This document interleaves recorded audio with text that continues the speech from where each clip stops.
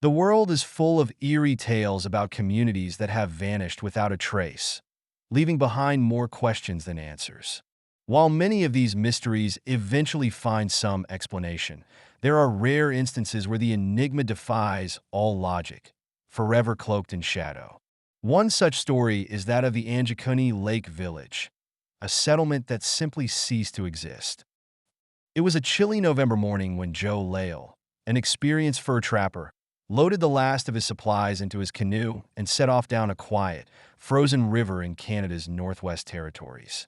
Despite the biting cold, this particular November was milder than others he had endured. Yet, the lack of food on this trip gnawed him far more than the weather. Lale, a seasoned traveler of the wilderness, had heard of a friendly Inuit village nestled along the shores of Angekuni Lake. Hoping to exchange his modest haul of furs for food and other necessities, he paddled steadily downstream.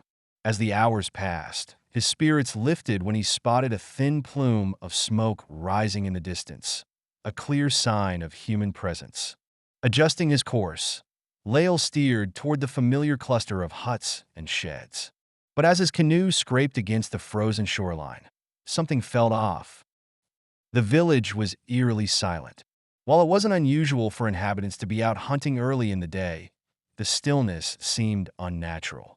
Fires still crackled in hearths, and freshly prepared food sat out, waiting to be cooked. Yet, no voices, no laughter, and no footsteps broke the quiet. Every hut and shed Lale entered was empty. Worse still, the scene grew grimmer as he explored the outskirts. He found the village's sled dogs lying lifeless, their skeletal forms suggesting they had starved. And then there was the burial ground. The graves had been exhumed. Icy pits left where bodies once rested.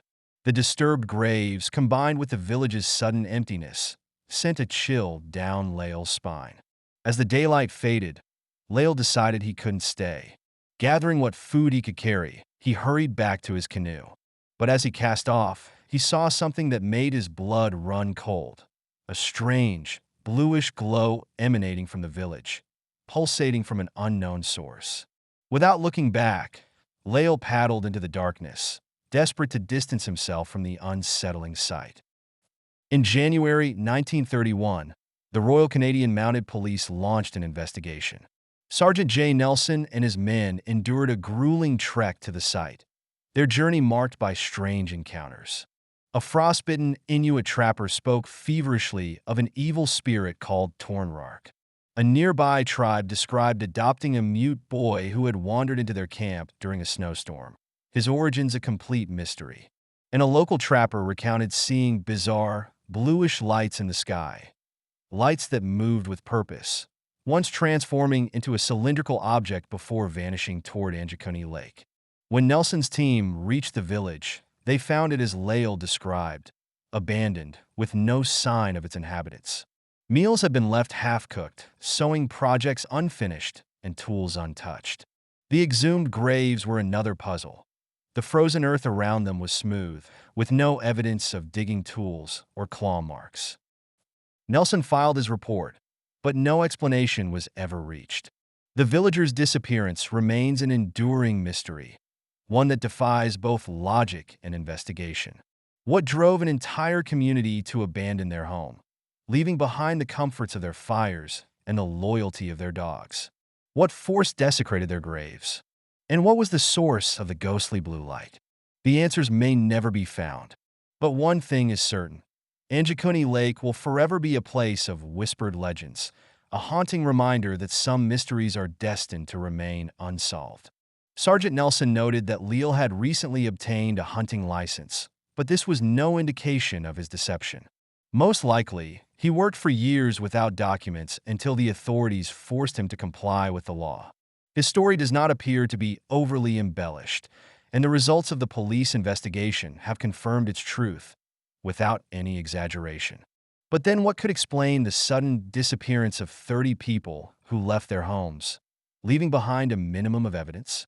Reasonable explanations seem too illusory. Perhaps the inhabitants left the village due to fear of an imminent tragedy, for example, an epidemic or an attack by a neighboring community. But this version is not very convincing.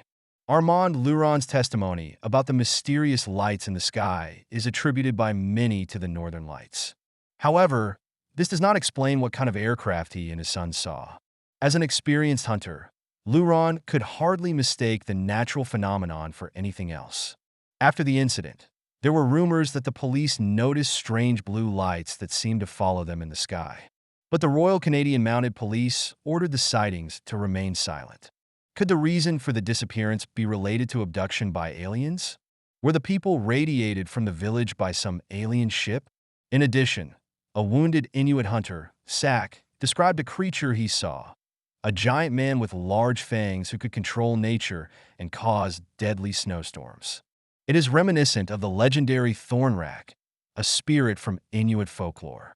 The Inuit believed that this creature could destroy everything around with the power of nature.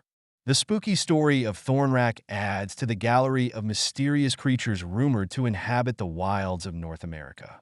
Sasquatch, giant humanoid creatures, even dinosaur-like monsters in bodies of water like Lake Anjikuni. The list seems endless. Or maybe in this region, there are rifts between our reality and other dimensions. The theory about portals through which ships and planes disappear is no less frightening. Despite all the investigations, the Royal Constabulary still maintains that there was no crime and that the whole story is a fabrication. However, over time, some details began to change in the stories. The number of destroyed graves, the type of buildings, all this depended on who was telling the story.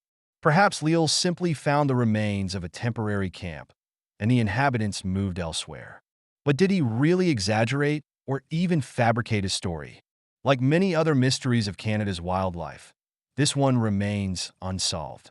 Time has erased the traces, and the truth seems to have been lost forever among the snowstorms and the northern lights.